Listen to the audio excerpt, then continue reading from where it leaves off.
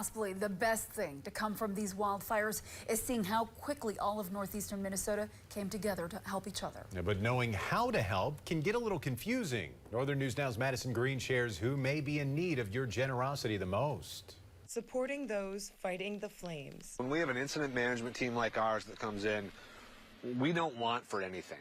The Eastern Area Incident Management Team took over fighting the Brimson Complex wildfires Wednesday. While they appreciate all donations coming to the building, they say the community's generosity is best focused elsewhere. All of those volunteer agencies, could benefit from that case of water, that case of Gatorade and stuff like that, as much as anyone here. But all the folks here on the incident are taken care of. Who else really needs it?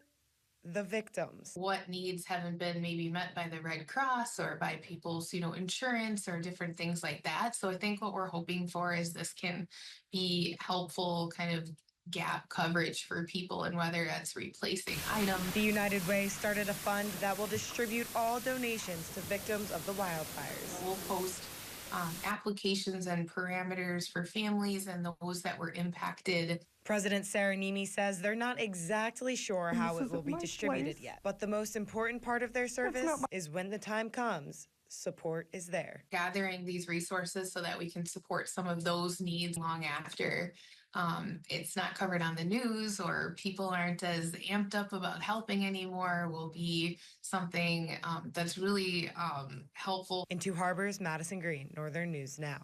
Yeah, support has been coming in from all over the region. The links to donate to United Way are on our website right now.